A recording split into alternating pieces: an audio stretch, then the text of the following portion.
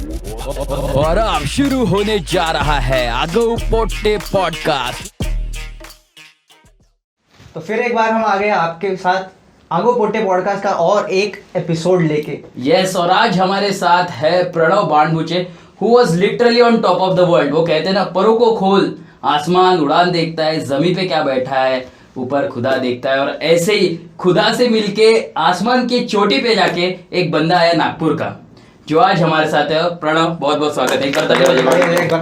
Thank you. जितने भी लोग देख रहे हैं, वीडियो पॉज करो, पहले ताली बजाओ भाई के लिए। भाई एवरेस्टर है। तो Pranav ji, Mount Everest ji, world का highest peak, literally you are on the top of the world. तो क्या फीलिंग थी वहां पे जब पहुंचे? वो मूवमेंट पे सबसे पहले क्या याद आया दिमाग में? जब मैं टॉप पे पहुंचा था, सो लास्ट का एक 100 या 150 मीटर का पैच होगा। वो 100-150 मीटर क्लाइंब करने को ऑलमोस्ट 1 आवर के आसपास लगता है। तो तब तक आपको समिट दिखता नहीं है। मतलब जो लास्ट समिट रिज है, समिट रिज जस्ट आप नीचे पहुंचते हो तो वहां से पूरा ऐसा आपको समिट रिज दिखता है। और जो लास्ट पैच होता है, लेकिन आपको समिट पॉइंट नहीं दिखता वहां पे। तो जैसे जैसे आप थोड़ा क्लाइंब करते जाओगे तो एक पॉइंट पे आने के बाद वो आपको समिट पॉइंट वहां पे दिखता है, जहाँ पे प्रेयर फ्लैग्स लगे हुए बुद्धास के, और एक छोटा सा बुद्ध स्टेचू है। नेपाल के जो किंग है उनका छोटा सा स्टेचू वहां पे रखा हुआ है, और एक छोटा सा बुद्ध का भी वहां पे एक स्टेचू रखा हुआ है, छोटा सा एकदम। तो वो तो नहीं दिखता, बट वो प्लेयर फ्लैग्स जो है वो आपको दिखना स्टार्ट हो जाते हैं। सो उस वक्त ये रहता है कि फीलिंग आप पूरा रिवाइंड करते हो अपने आप को। मतलब जनरली ये मेरे साथ हुआ, पता नहीं बाकी क्लाइंबर्स का में भी डिफरेंट हो सकता है, बट मेरे साथ ये हुआ था कि जब वो समिट पॉइंट दिखा तो मैंने वो पूरा रिवाइंड किया कि हाँ 2016, देन उसके पहले की जो कोशिश की थी 2016 का, पूरी जर्नी आपको याद आती है। और मेरे को स्पेशली याद आया था 2016 का मेरा अटेम्प्ट, जो कि सक्सेस नहीं हुआ था। जो कि मैं जो लास्ट कैंप है, कैंप 4, 8100 मीटर से मैं वापस आया था। सो पहला जो आया था वो आया था कि कैंप 4 से जस्ट 100 मीटर हम लोग आगे गए एंड हम लोग पीछे हो गए थे। वो याद आया। एंड फिर जैसे जैसे वो समिट की तरफ आप स्टेप डालना स्टार्ट करते हो तो कहीं ना कहीं मुझे फील हो रहा था कि मेरे पैर थोड़े हेवी हो गए। लाइक वो अंदर से थोड़ा ऐसा थोड़ा इमोशनल हो गया था। सो इमोशनल नहीं बोल सकते, बट वो एक मिक्स फीलिंग थी जिसमें इमोशंस भी थे, जिसमें एक थ्रिल भी होगा, थ्रिल भी था, और व्यू भी मिस नहीं करना था, वो भी देखना था और सामने आगे बढ़ते हुए जाना था। सो जैसे जैसे वो समिट पॉइंट तक पहुंचा तो एक 4 या 5 फीट का डिस्टेंस इतना रहा होगा, और एग्जैक्ट जहाँ पे जो स्टेचू दिखना स्टार्ट होता है, बहुत क्लोज टू समिट, उसके पास पहुंचने के बाद आई डोंट नो ये कैसा हुआ क्या हुआ, मैं नी डाउन हो गया था। मुझे कुछ भी ऐसा याद नहीं आ रहा था, मैं जस्ट नी डाउन हो गया था। मैं वो चीजें भूल गया था कि भाई यहाँ पहुंचने के बाद बहुत कम समय मिलता है, फटाफट फोटो खींचना पड़ता है, बैनर लो, अपना फ्लैग पकड़ो और चलो। बस उस वक्त वेदर कंडीशन हम लोग जब थे उतना अच्छा नहीं था, काफी विंड था, और टेम्परेचर भी लाइक सन अप हो चुका था, तो उसकी वजह से थोड़ा था, रिलैक्सेशन था। बट फिर भी -15 या 20 के आसपास तो रहा ही होगा टॉप पे। तो हम लोग, हमारा जो हैंड ग्लव्स थे वो ज्यादा देर तक निकाल नहीं सकते थे। अच्छा, ओके, फोन पकड़ने के लिए था, फोन पकड़ने के लिए, क्योंकि हम ये 30 सेकंड भी उसको ऐसा पकड़े तो एकदम बिल्कुल नम हो जाता था। मैंने जो 2 वीडियोस दिए वो उसमें मैं तो हाथ की ऐसी की तैसी हो गई थी मुझे। वो वीडियोस ज्यादा लंबे नहीं, एक 30 सेकंड का, एक 27 या समथिंग 25 सेकंड का वीडियो है, बट उसके बाद ये हाथ को रिकवर करने को मेरे को 15 से 20 मिनट लग गए थे, इतना वो ठंड था। सो समिट पॉइंट पे पहुंचा, वहां पे एकदम से मैं नी डाउन हो गया। एंड थोड़ी देर के बाद मेरा शेरपा मुझे पीछे से टैप करता है, प्रणव उठो, फोटो लेना है, let's take a photograph. Okay, तब तक वो चल रहा था अंदर का, हाँ ये वो चीज है जिसके लिए इतने साल से मैं ट्राई कर रहा था, ये वही डेस्टिनेशन है जिसके लिए मैं इतने सालों से मतलब जद्दोजहद चल रही थी। क्योंकि एवरेस्ट सिर्फ टॉप पे पहुंचना नहीं रहता, उसके पीछे की एक स्टोरी होती है, उसके पीछे का बहुत कुछ चीजें रहती है। मतलब अगर कोई क्लाइंबर कहता है कि हाँ भाई मुझे सिर्फ टॉप पे पहुंचना है, मजा नहीं है। वो डेस्टिनेशन मैटर नहीं करता, वो समिट पॉइंट मैटर नहीं करती, आपकी जो जर्नी है वो मैटर करती है। और मेरी जर्नी मेरे को 2016, 17, 18 एंड 19, मतलब मेरे साथ ये लगभग 3 साल का था मेरा जर्नी। तो वो 3 साल की जर्नी को कुछ ही मिनट में रिमाइंड करना, उसको सब फील करना, एंड देन जब वो टैप करता मैं उठा, एंड वहां से जो मैंने व्यू देखा, अमेजिंग व्यू। पहली बात तो समिट मैंने जैसे ही इमेजिन किया था, मेरा समिट वैसे ही हुआ है। मैं 2016 या उसके पहले भी जिस तरह से मैं पूरा मेरा एक्सपीडिशन इमेजिन करता था वैसे ही हुआ है। एंड मैं हमेशा इमेजिन करता था कि वहाँ पे ज्यादा क्राउड ना हो। हाँ बराबर है, ये मैं हमेशा इमेजिन करता था। एंड 2019 का एक्सपीडिशन बहुत ज्यादा फेमस हो गया था because of traffic jam. But we were lucky, हम बहुत ज्यादा लकी थे कि हमने बहुत सही समय पे सही डिसीजन लिए। हमने हमारा जो जितना भी क्लाइंबिंग का एक्सपीरियंस था, जितना पहाड़ों का हमारा अनुभव था, उसको सारों को हमने गैदर करके और एक बहुत क्विक डिसीजन हमने वहां पे लिया था कि हम लोग जो समिट विंडो आई थी वो समिट विंडो को न जाते हुए हम उसके 2 दिन पहले जाएंगे। जो हमेशा मैं सोचता था कि मुझे टॉप ऑफ वर्ल्ड से सनराइज देखना था, ये हर एक क्लाइंबर का थोड़ा कॉमन सा रहता है, बट वो मैं चाहता था, मैं वो नहीं देख पाया। मैं साउथ समिट से देखा, साउथ समिट से मेन समिट एक 150 मीटर के आसपास है, तो मैंने साउथ समिट से वो सनराइज होते हुए दिखा, जहाँ पे मेरे को अच्छे से बैठने को मिला। वहां पे अपना पोजीशन बनाना पड़ता था, सेफ्टी लोग उधर उधर डाल के सब कुछ अपना गॉगल वगैरह सब सेट करके। रात में तो रिस्क भी ज्यादा होगा यार। नहीं, रात में तो रिस्क कम होता है। अच्छा, मतलब ऐसा क्यों? मतलब जनरली लाइट का इश्यू वगैरह कुछ नहीं होता? सन अप होने के बाद अगर हम लोग क्लाइंब करते हैं तो काफी डिफिकल्ट हो जाता है। पहला रहता है कि स्नो ब्लाइंडनेस के चांसेस बहुत ज्यादा बढ़ जाते हैं, और जब आप ये वाले हाइट पे 8000 मीटर पे आप जब क्लाइंब करते हो तो आपको कहीं ना कहीं आपके ये वाला पार्ट होता है, यहाँ पे हमारा ये गॉगल रहता है, वो 10 बार उसको एडजस्ट करना ही पड़ता है। और जो सन के पार्टिकल्स है, अपना ये स्नो के जो पार्टिकल्स है, वो कंटिन्यू हिट करते रहते हैं यहाँ पे फेस पे वगैरह, तो हम लोग 10 बार उसको हाथ लगाना ये वगैरह सब चलते रहता है। तो क्या होता है कि सन अप होने के बाद हवा और तेज हो जाती है। पहली बात तो विंड का जो फोर्स है वो बढ़ जाता है, उसके बाद आपका जो पैर वो स्नो में फंसना स्टार्ट हो जाता है। और सबसे मेन है स्नो ब्लाइंडनेस, क्योंकि मैंने जो कहा कि अपने को थोड़ा बार बार एडजस्ट करना पड़ता है। एक बार व्यूअर्स के लिए थोड़ा सा स्नो ब्लाइंडनेस हल्का सा एक्सप्लेन कर दीजिए। स्नो ब्लाइंडनेस मींस जैसे ही सन अप आता है तो सन की रेस जैसी स्नो पे पहुंचती है, स्पेशली 6000 मीटर अप ये वाले हाइट पे, या फिर आप लाइक हम 4000 मीटर पे भी है, वहां पे भी स्नो है, तो आप तुरंत उसको देख नहीं पाओगे, मतलब बिना गॉगल को मतलब वो बहुत ब्राइट होगा, बहुत ज्यादा ब्राइट होता है। और ये वाले हाइट पे होता है कि यहाँ पे एकदम फ्रेश स्नो होता है, इसके पार्टिकल्स होते हैं। एक पाउडर स्नो होती है, एक थोड़ा एक ऐसा हार्ड सी स्नो होती है, और एक होता है एकदम लाइक पार्टिकल वाली स्नो होती है। तो ये एकदम इतने स्मॉल पार्टिकल्स रहते हैं जो हवा में उड़ते भी रहते हैं। तो क्या होता है कि सनराइज जब आती है तो वो तो रिफ्लेक्ट होता ही है, जो नीचे में जो रहता है स्नो उसके ऊपर पट से रिफ्लेक्ट होता है। तो एवरी ईयर मुझे एग्जैक्ट नंबर नहीं पता, बस स्नो ब्लाइंडनेस से मतलब एक्सपीडिशन में लगभग 5 से 10 लोगों को तो होता ही होता है स्नो ब्लाइंडनेस, जिसको उसको लाइक पूरा ही ब्लाइंड हो जाता है, उसको कुछ नहीं दिखता। हमारे टीम में हुआ था एक जन के साथ जिसको दिखाई नहीं था। मतलब हमेशा के लिए गॉन? नहीं, हमेशा के लिए नहीं रहता है, ट्रीटमेंट रहती है उसके लिए, बट नहीं उतना देर भी नहीं, वो बहुत ज्यादा तकलीफ होती है उससे, तो मतलब कम से कम लेकिन ज्यादा एक्सपोजर अगर हो गया तो परमानेंट भी कोई डैमेज हो सकता है। बहुत लोग हुए परमानेंटली भी बहुत डैमेज हुआ है, बट वो जनरली सब लोग केयर करते हैं। अभी इक्विपमेंट्स एडवांस आ गए, गॉगल्स हो गए, ये सारा चीजें सब लोग एडवांस करते हैं, शेरपास रहते हैं, सारी चीजें बताते हैं। तो ये 3-4 चीजें हैं, उसकी वजह से जनरली डे टाइम में क्लाइंब करना अवॉइड करते हैं। बट आप ये रहता है कि रात को स्टार्ट करो, मॉर्निंग में आप टॉप पे पहुंचो, वहां पे आपको थोड़ा मीन्स एक 4-5 मिनट मिलेगा, वो वहाँ पे स्पेंड करना है, देन तुरंत आपको रिटर्न होना है। मतलब कंटिन्यूस कितना बड़ा क्लाइम है? एक बार स्टार्ट किया राइट एवरेस्ट बेस से टॉप समिट तक, वो कितना टाइम है डेस्टिनेशन? ये डिपेंड करता है आपके ऊपर, आपका प्लान कैसा है और आपकी फिजिकल फिटनेस और आपकी बॉडी किस तरह से एक्लेमेटाइज हुई है, इसके ऊपर ये डिपेंड करता है।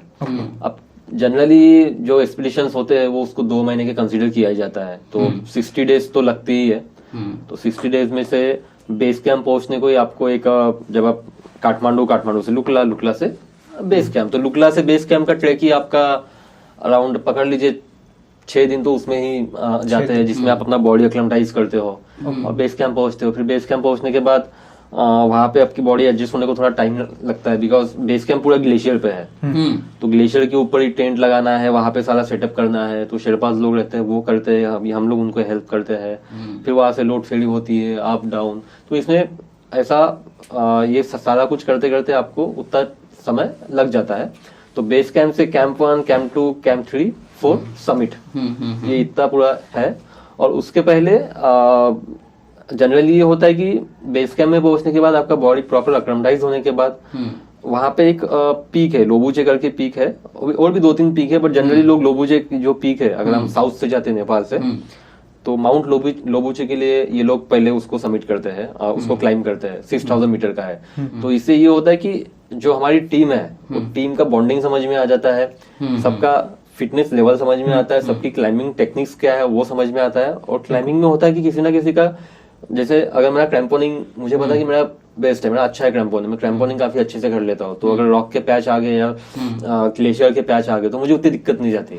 अब कुछ कुछ को थोड़ा दिक्कत जाता है, तो ये सारी चीजें उसमें पता चल जाती है, बॉन्डिंग भी आपकी बन जाती है। क्योंकि माउंटेन्स में ये होता है कि बेस कैंप तक सब ओके रहता है, बेस कैंप के बाद जैसे जैसे ऊपर जाना स्टार्ट करते हो आपको आपका एडजस्टमेंट स्टार्ट हो जाता है। तो आपको एक फूड रहता है, पानी रहता है, बाद में टेंट शेयर करना है और बाकी भी जो चीजें होती है, तो वो एडजस्टमेंट स्टार्ट होता है। तो कैंप 1 में ठीक है, मतलब समझ लीजिए कि यहाँ पे अभी 50% कंफर्ट है, कैंप 2 में जाएंगे वो 30% हो जाएगा, कैंप 3 में जाएंगे वो 10% हो जाएगा, कैंप 4 में 5% हो जाएगा। मतलब कंफर्ट जोन के बाहर ही हो जाएगा। वो धीरे धीरे टूवर्ड्स टॉप जाना, मतलब आपने जो क्लाइंबिंग के लिए जो कुछ इमेजिन किया है उससे बाहर निकलना आपका जरूरी है। एग्जैक्टली। तो ये सारी चीजें होती है। तो 2019 में मेरे को तो 38-39 डेज मुझे लगे थे, बिकॉज नागपुर से कुछ बच्चे आए थे जिनको एवरेस्ट बेस कैंप ट्रैक करना था, तो वो ट्रैक ही मुझे ही लीड करना था। सो इसके लिए हमने बहुत हमारा प्रॉपर डिसीजंस हुए, हमने बहुत जल्दी हम लोग ऊपर चले गए, हमको ट्रैफिक जाम मिला नहीं, कुछ नहीं मिला। और जो जैसे जैसे मतलब हर एक क्लाइंबर का ड्रीम होता है कि भाई आप टॉप ऑफ द वर्ल्ड जाओगे ना, तो इस तरीके से चीजें होनी चाहिए। बराबर है। So, वो सारी चीजें हमारे साथ हुई है। मतलब इनका ट्रैक अगर वो सबमिट करे तो डिसीजन, डेस्टिनेशन और जर्नी, ये तीनों का एक मिश्रण था आपका जो पूरा वो ट्रैक था। तो सबका अभी सवाल सबका यही आ रहा होगा कि भाई पैसे कितने लगते हैं, कैसे जाते हैं, पहले एक ही दिन में पहुंच सकते हो क्या करना पड़ता है, कैसे करना पड़ता है, इस पे आएंगे, इतने जल्दी नहीं, देखते रहना पड़ेगा आपको।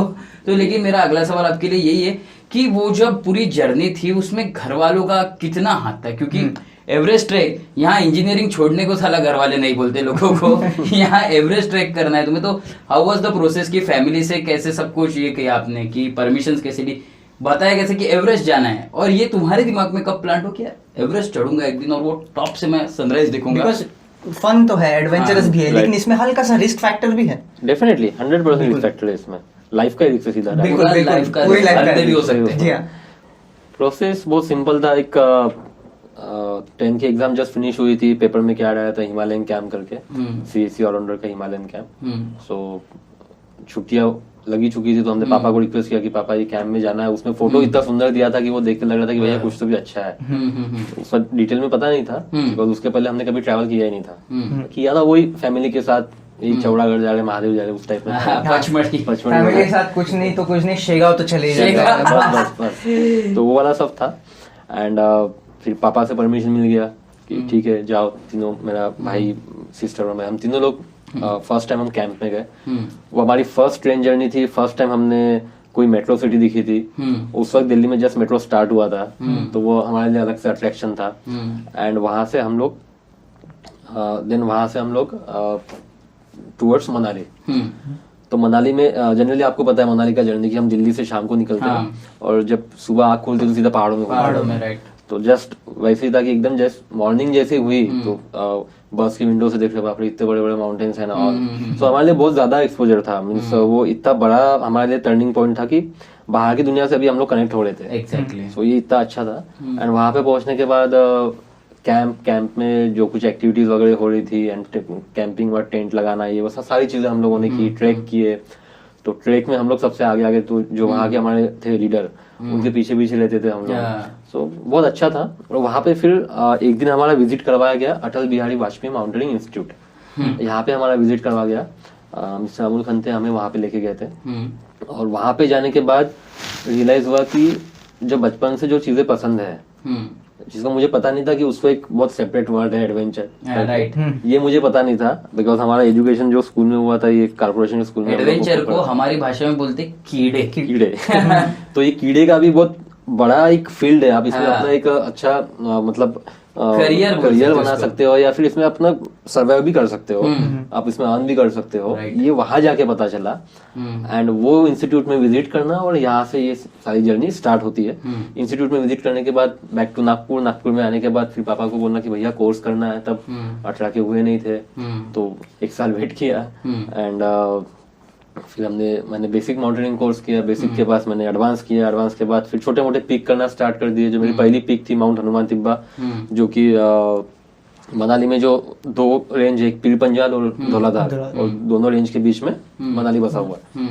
तो धौलाधार रेंज के सबसे हाईएस्ट पीक है माउंट हनुमान तिब्बा। तो वो पहला एक्सपीडिशन था, वो पूरा जुगाड़ू वाला एक्सपीडिशन था, फुल टू जुगाड़ था, बिकॉज उस वक्त उतने फाइनेंशियल नहीं था। सो उसमें ही तो मजा है, कम में बम कम। और अभी भी मेरा मतलब 2016 और 19 वाले भी पूरे जुगाड़ू वाले काम थे। तो वो वाला एक्सपीडिशन था जिसमें मनाली के में रात को एक मार्केट लगती है, जो बहुत सारे जो फॉरेनर ट्रैवलर आते हैं वो अपना सामान छोड़ के जाते हैं, तो वहां से सब सामान खरीदना फिर पूरा तैयारी करना। तो वो पहला एक्सपीडिशन हुआ, और फिर यहाँ से लग गया वो चस्का, क्योंकि माउंटेन्स में अब एक बार जाओगे तो फिर से आपको बुलाएंगा ही बुलाएंगा। तो पहला एक्सपीडिशन हुआ यार, बोला ये तो हो गया, अभी बहुत अच्छा एक्सपीरियंस था, अभी और एक करना, और एक। तो ऐसे करते करते पीक सबमिट होते गए, एक के बाद एक नेक्स्ट चैलेंजिंग जो होते हैं जोन से चले गए। और हर एक क्लाइंबर का, चाहे आप बेसिक माउंटेनिंग कोर्स करो, एडवांस माउंटेनिंग कोर्स करो, तो उसको रहता है कि हर एक क्लाइंबर को अपने लाइफ में एक बार तो भी उसको एवरेस्ट जाना है। तो हर एक क्लाइंबर का ड्रीम होता है वो। सो बस वही था, बेसिक में भी एवरेस्ट के बारे में सुन रहे, एडवांस में भी सुन रहे, सारी चीजें सुन रहे। एंड अभी तो एक्सपीडिशन भी स्टार्ट कर दिया, अभी एक्सपीरियंस भी आना स्टार्ट हो गया। 5000 मीटर, 6000, 6500, 6800 ये एक्सपीडिशन स्टार्ट हो गए। लेकिन सबसे बड़ा चैलेंज था फाइनेंस एवरेस्ट के लिए, क्योंकि ये तो यहाँ पे पीक हो रहे थे, ये तो बहुत लाइक ठीक है, 3-4 फ्रेंड्स साथ में आए, अपना जुगाड़ कर लिए, और इंटरमीडिएट लेवल का हो गया था। अभी आपको नेक्स्ट स्टेप जाना था एक्सपर्ट में। तो मैंने उसकी शुरुआत पहले किया, मैंने यूरोप की सबसे हाईएस्ट पीक माउंट एल्ब्रूस। तो मैंने कहा कि पहली कॉस्ट जब मतलब, तो वो भी थोड़ा कॉस्टली एक्सपीडिशन है, ज्यादा नहीं है, मतलब पहले ये करके देखते हैं। एंड मैंने यूरोप की जो सबसे हाईएस्ट पीक है माउंट एल्ब्रूस, वो मैंने 2015 में सबमिट किया। वो कहाँ पे? यूरोप में जॉर्जिया की तरफ गुजरा रहा था वो, रशिया से आप तरस्कॉल से फिर वो आगे जाके जॉर्जिया की तरफ, मतलब जॉर्जिया बॉर्डर पे आता वो पीक। तो वो सबमिट किया, वन ऑफ द 7 समिट है वो। देन फिर वहां से थोड़ा कॉन्फिडेंस अप हुआ कि कर सकते हैं, फील कैसा एक मतलब इंडिया के अंदर एक्सपीडिशन करना और इंडिया के बाहर एक्सपीडिशन करना थोड़ा डिफरेंस है, और टेक्निक भी कई जगह पे चेंज, मतलब बहुत मेजर चेंज नहीं होती है, थोड़ा वो तो कुछ नयापन रहता है। तो मैंने फर्स्ट टाइम रशिया में वो क्लाइंबिंग के बूट जो थे, प्रॉपर जो क्लाइंबिंग के बूट आते हैं, वो मैंने फर्स्ट टाइम रशिया में पहने थे। देन फिर एवरेस्ट के लिए तो मैंने परचेज किया बाद में वो हो गया। उसके बाद से फिर मैंने एवरेस्ट के लिए स्टार्ट किया। तो मेजर था फाइनेंस, देन फैमिली का परमिशन। तो पहले फैमिली की तरफ आते हैं, तो फैमिली का ऐसा था कि मेरे छोटे भाई और सिस्टर को छोड़ के किसी को पता ही नहीं कि एवरेस्ट क्या है। सबसे बड़ा प्लस पॉइंट मेरे लिए ये था, किसी को पता ही नहीं है। सबको मतलब मम्मी को अगर ये लगता था कि हाँ जैसे इसके पहले जो एक्सपीडिशन वहाँ पे कोई तो भी पहाड़ पे जा रहा है एंड क्लाइंब कर रहा है, मम्मी को उतना टेक्निकल नहीं पता है। माउंटेन्स में भी बहुत सारी चीजें, भैया क्रेवास होता है, कॉर्निस होता है, देन एवलांचेस होते हैं, बहुत सारी चीजें होती है। सो उसको वो सब चीजें नहीं पता था। सो 2016 में तो हैप्पीली हाँ ठीक है, ओके कब आएंगे वापस, हाँ इतने दिन में आ जाओ, सिंपल जो सवाल होते हैं। एंड 2016 में परमिशन मिल गया। तो लेकिन 2016 में मेरा जो अटेम्प्ट था वो सक्सेस नहीं हुआ, और 2016 में मैंने एक्चुअली 2 अटेम्प्ट किए थे। एक ही ईयर में 2 अटेम्प्ट, मतलब एवरेस्ट पे किए थे मैंने। एक ही सीजन में 2 अटेम्प्ट नहीं करते हैं, बिकॉज आपका बॉडी इतना ज्यादा एग्जॉस्ट हुआ रहता है, उसको रिकवरी की बहुत ज्यादा जरूरत होती है। पानी वानी कैसे पीते हो वहाँ पे, मतलब वो तो अपने पास वो छोटे वो रहते हैं, बूटन स्टोव वगैरह रहते हैं, तो वही से स्नो निकालो, उस पे डालो, तो ये कैंप 2 हम लोग पहुंचे, एंड कैंप 2 से फिर से हमने स्टार्ट किया। सो जो फर्स्ट टाइम मैं टूवर्ड्स कैंप 4 गया था, उस वक्त का माहौल बहुत अच्छा था, बिकॉज उस पे क्लाइंबर्स आपको दिखते हैं, सब लोग क्लाइंब कर रहे हैं, सब लोग बहुत खुश रहते हैं कि भैया उनके लाइफ का एक ड्रीम वहां पे वो जा रहे हैं। सो हम लोग वहां पे अभी एग्जैक्ट अपोजिट में थे कि सेकेंड टाइम जब गए थे कोई नहीं था, मिगमा, मैं और हमारे साथ और एक बंदा था बस, शेरपा, जो थर्ड आदमी था वो सिर्फ कैंप 4 तक आने वाला था। तो हम 3 ही लोग थे, कोई नहीं वहां पे। अब यहाँ पे क्लाइम लग रहा था सबसे डेंजर, सबसे भयानक क्लाइम अब लग रहा था हमें यहाँ पे, बिकॉज जब हम लोग क्लाइम कर रहे थे तो कैंप 3 तक तो पहुंच गए, और कैंप 3 पे पहुंचने के बाद बहुत ही खतरनाक वेदर था, पूरा टेंट वेंट का वैसी की तैसी हो चुकी थी, बहुत विंड थी। कैंप 3 में हम लोग लगभग 2 घंटे के आसपास रुके, और वहां से फिर हम लोग कैंप 4 के लिए स्टार्ट किए। कैंप 4 हम लोग पहुंच गए थे। तो इस बार जब मैं कैंप 2 से कैंप 4 तक पहुंचा था तो लगभग मैंने 8 डेड बॉडीज क्रॉस ऑलरेडी कर चुका था। और जब जब डेड बॉडीज सामने आती है, ये यहाँ पे होता है कि आपकी क्लाइंबिंग पोटेंशियल क्या है, आप में कितना पोटेंशियल है क्लाइंबिंग का, ये यहाँ पे पता चलता है। जब आपके सामने कोई कैजुअलिटी होती है या फिर कोई आपको डेड बॉडी क्रॉस करना होता है या फिर कोई ऐसी घटना होती है कि वो आपको तोड़ दे, तो ये यहाँ से वो था सेकेंड अटेम्प्ट में कि लगभग 8 डेड बॉडीज क्रॉस करके हम लोग कैंप 4 पहुंचे थे। और जब भी डेड बॉडीज सामने आती थी तो एकदम है भाई मैं क्यों कर रहा हूँ, मैं क्या कर रहा हूँ करके, वो सब जान के साथ क्यों खेल रहा हूँ, सेकंड चांस ऊपर से। बट वो अंदर था कि नहीं, जुनून भी था कि नहीं करना है। राइट, ये पॉइंट पे आपको आपकी इंस्टिंक्ट्स को क्रॉस ओवर करके ही आपको क्लाइंब करना पड़ता है।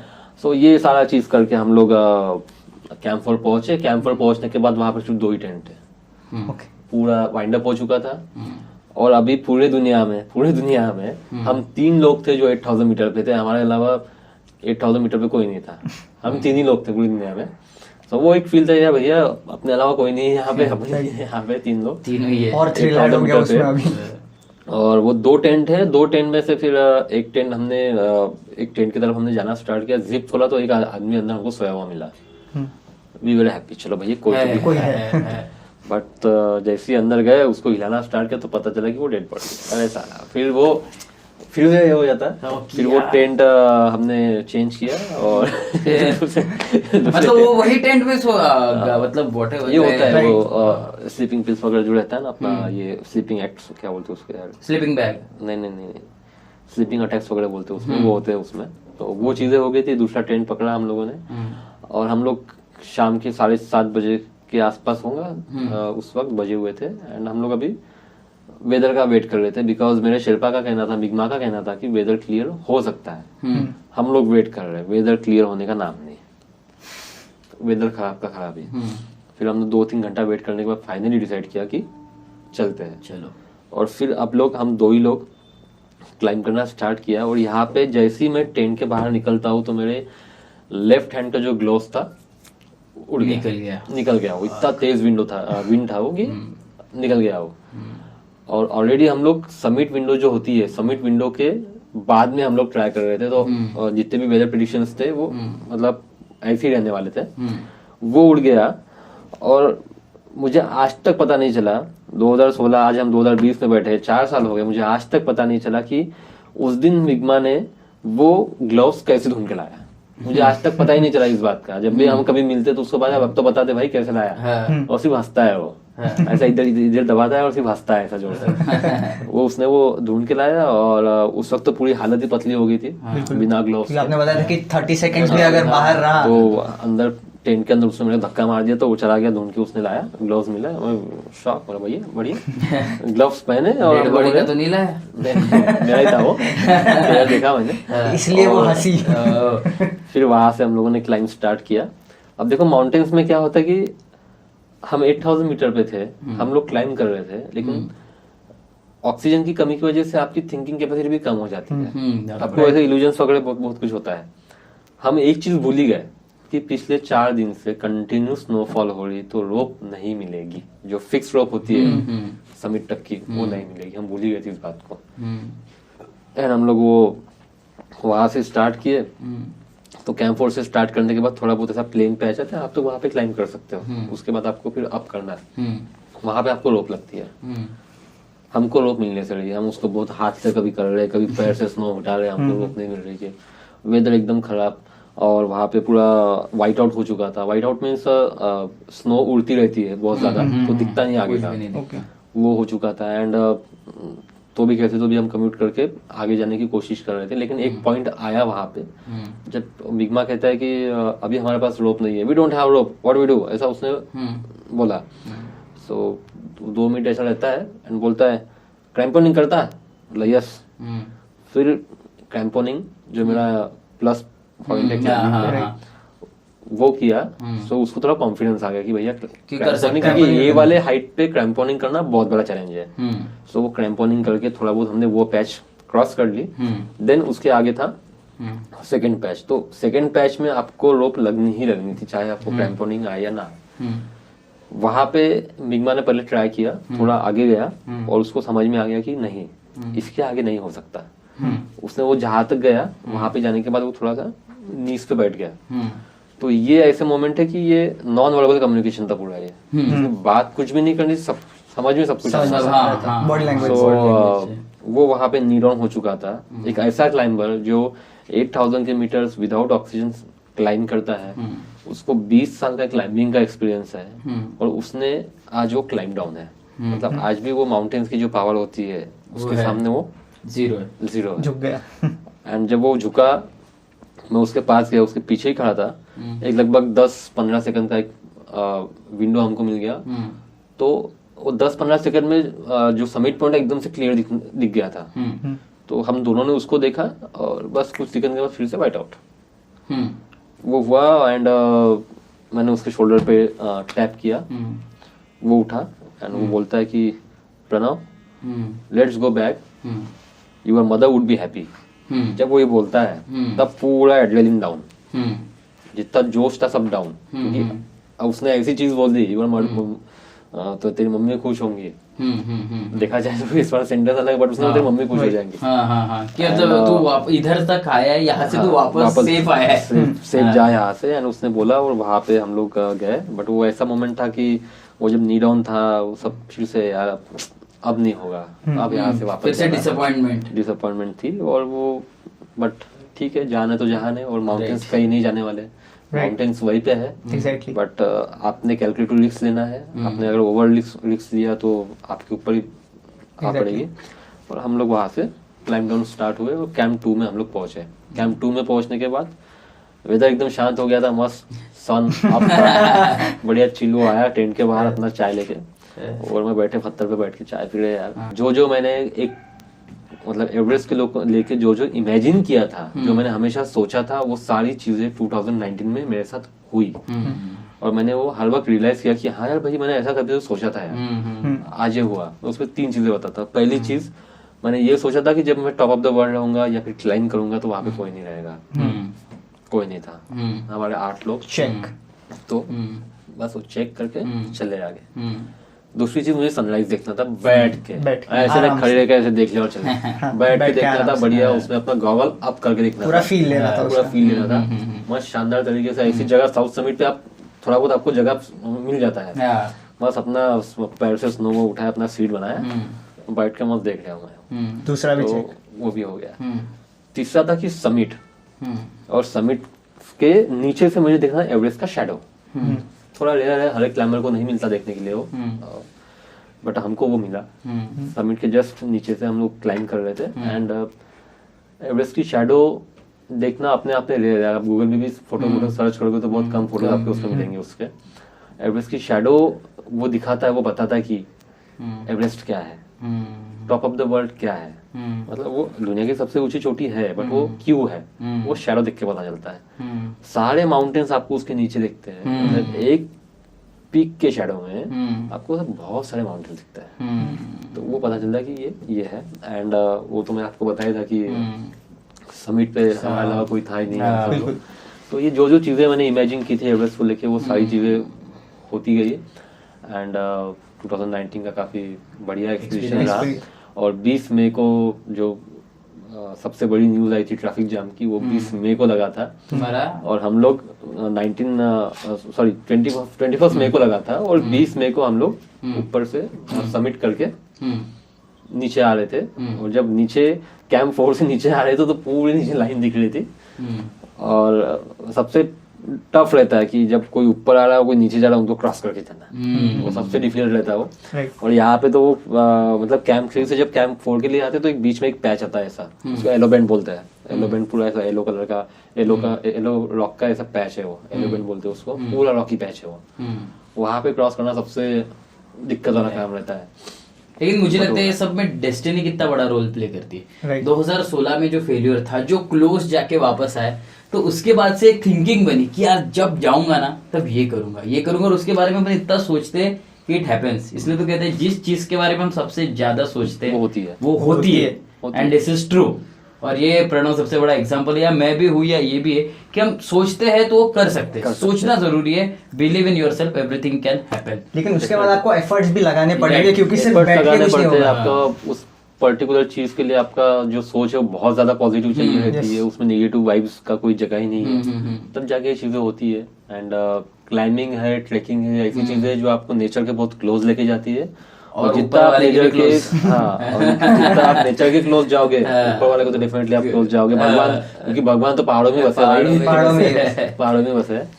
तो बस एक कहानी जो प्रणव तुमने मुझे सुनाई थी, वो एक कपल की, ऑस्ट्रेलियन कपल, वो ऑस्ट्रेलियन कपल की कहानी, वो बड़ी दिलचस्प कहानी है, लेकिन दिल दहल जाता है वो कहानी हर बार मैं सुनता हूँ। तो हमारे ऑडियंस के लिए वो कहानी एक बार फिर से हमें रिलीव करनी हो कहानी। राइट, 2016 में हुआ था ये। 2016 में हम लोग कैंप 3 से कैंप 4 की तरफ जा रहे थे, टूवर्ड्स 8000 मीटर हम लोग जा रहे थे। सो एक ऑस्ट्रेलियन कपल था जो कि समिट करके वापस आ रहा था। ओके, वो रिटर्न साइड में थे एंड वो बहुत ज्यादा थक चुके थे, एग्जॉस्ट हो चुके थे। देखिए कि ऐसा क्यों कहा जाता है कि क्लाइंब डाउन में सबसे ज्यादा एक्सीडेंट होते हैं। पहला रीजन है उसका ओवर, मतलब बहुत ज्यादा ओवर एक्साइटमेंट रहता है कि भैया समिट हो गया, पूरा ऐसा हाथ करके उसको बहुत जल्दी रहती है, फटाफट नीचे जाओ, सबको बताओ कि मेरा समिट हो गया, मेरा समिट हो गया। पहला रीजन, मतलब ये रीजन रहता है, लेकिन हम हर एक के साथ नहीं बोल सकते कि भाई तू इसकी वजह से गया करके, वन ऑफ द दैट, ठीक है, वो एक रीजन है। दूसरा है कि आपकी बॉडी इतनी ज्यादा एग्जॉस्ट रहती है कि आप उसको अगर प्रॉपर उसको मतलब एनर्जाइज नहीं किए तो आपको क्लाइंब डाउन में पक्का दिक्कत जाएंगी। आपको कैंप 4 में आना है, रेस्ट करना है। अगर आपकी बॉडी चाहती है कि एक रात वहां पे रुक जाने का, आपके पास ऑक्सीजन है, सारा चीजें हैं, तो ऑस्ट्रेलियन कपल ने थोड़ा गलती कर दिया। उन्होंने कैंप 4 में आए, वो रुके नहीं, उन्होंने डाउन स्टार्ट किया। किशोर, शायद वो जैसे नीचे से ऊपर जाने के लिए भी आपको एक्लेमेट होना पड़ता है क्लाइमेट को, तो शायद ऊपर से नीचे आने के लिए भी होना होता है। एक्लेमेटाइज नहीं होना होता है, नीचे आने के लिए तो उल्टा आपकी बॉडी ऑलरेडी एक्लेमेटाइज रहती है। आपको अभी क्लाइंब डाउन करना है, तो उन्होंने रेस्ट नहीं लिया, हो सकता है one of that reason. And वो लोग नीचे आ रहे थे, और नीचे आते आते जो लेडी थी, वो लेडी क्लाइंब डाउन कर रही थी और सडनली बैठ गई, और बैठने के बाद वो उठ ही नहीं पा रही थी वो।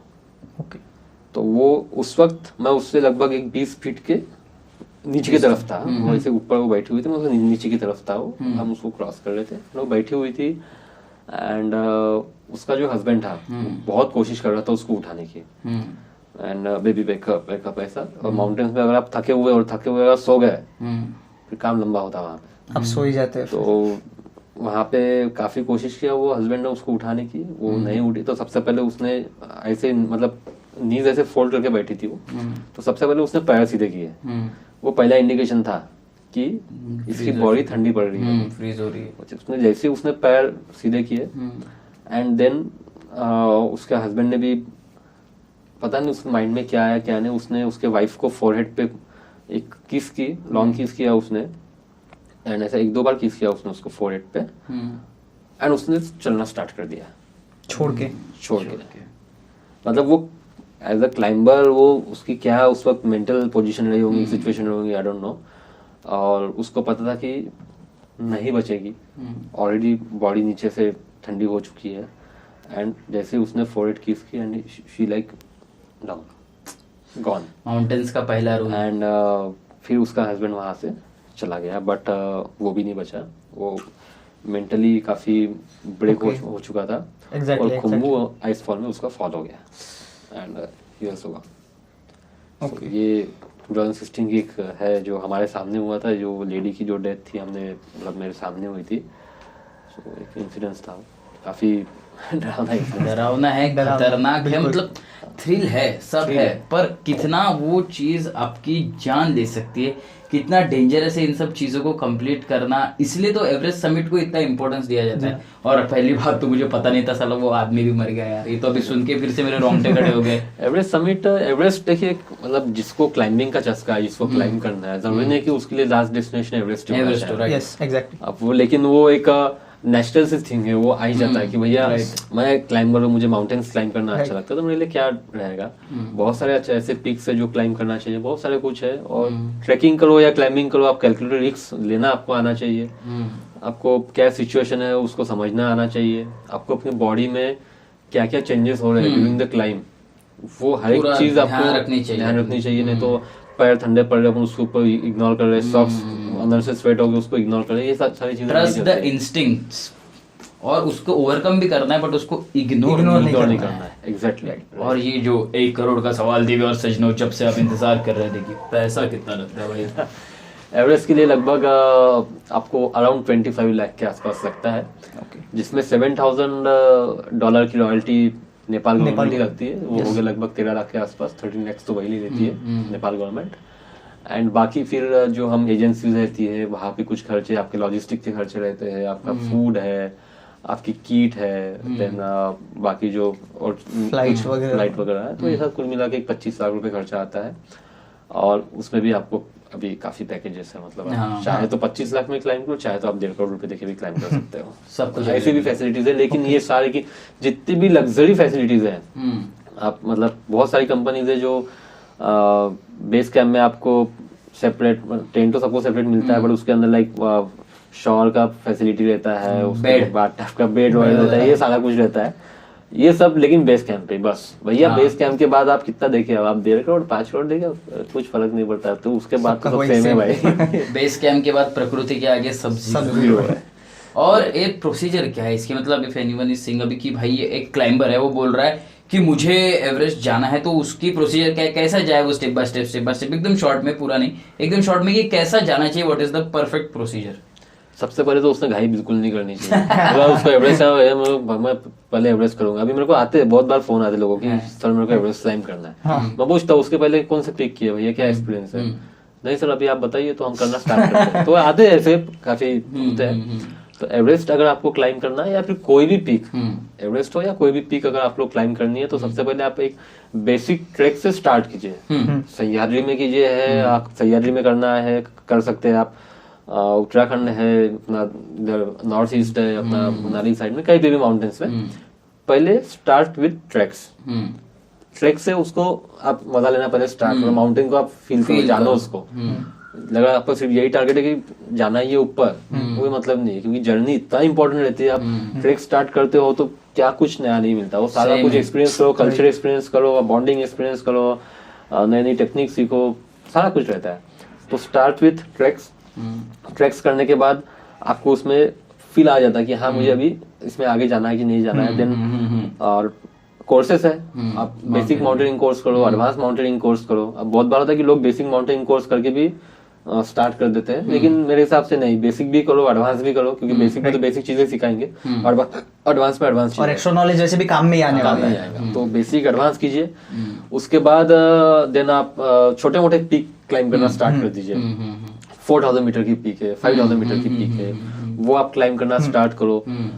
उसमें आप पहाड़ों को समझो, स्नो के क्या पैटर्न्स होते हैं उसको समझो, ग्लेशियर में कैसे क्लाइम करना है वो समझो, सन अप होता है तो लाइक क्या प्रिकॉशन से रहना चाहिए, टेंट में कैसे रहना है, टेंट के अंदर कैसे सामान रखना है, मैनर्स क्या है नेचर में वो, एंड कितना आप लाइक कम से कम सामान में क्लाइम कर पाते हो, कम से कम वेट में आपको वेट कैरी करने की आदत होनी चाहिए। ये सारी चीजें आप पहले सीखो, देन आप बड़े पिक के लिए जाओ। मेरे हिसाब से मिनिमम 6500 मीटर की एक पिक तो करनी चाहिए बिफोर एवरेस्ट के लिए। तो नेपाल गवर्नमेंट ने तो वो बोल ही दिया है कि अभी आपको 6000 मीटर पे पिक का एक्सपीरियंस चाहिए ही रहेगा, मस्ट है अभी, बोल दिया उन्होंने।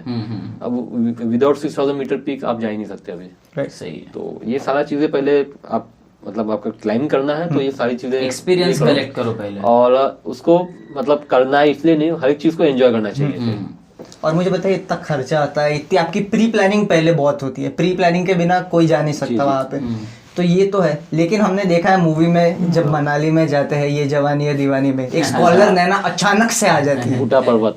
क्या वैसे लोग आते हैं? आते ट्रक से अंधश्रद्धा है ये, मैं इतने ट्रैक कर चुका हूँ, कभी भी ऐसे एक लड़की नहीं मिली मुझे। वो स्टोरीज है, वो मूवीज है, स्टोरीज है, इमेजिनेशन से बनाया हुआ है। अब भूटा पर्वत उसके बाद से ही वो मनाली में भूटा पर्वत फेमस है। नहीं तो कहा रणबीर कपूर इतने ठंड में उठ रहा है, वो एक मफलर सीट लेके ऐसे दौड़ रहा था ऊपर जाके। ऐसा नहीं होता है, सब स्कीम है, वो स्कीम है, वो हेलीकॉप्टर से जाते हो साले। तो वो ऐसा नहीं रहता है। और मतलब बहुत सारे अच्छे अच्छे लोग आपको ट्रैक्स में मिल जाएंगे। मैंने तो बहुत सारे ट्रैक्स किए हैं, लगभग मेरे 50 के ऊपर ट्रैक्स हो गए होंगे, जिसमें लॉन्ग डेस्टिनेशन ट्रैक्स है, छोटे वाले ट्रैक वगैरह किए। हर बार मैं नए लोगों से मिला हूँ, वही तो एवरी टाइम नए लोगों से मिला हूँ मैं।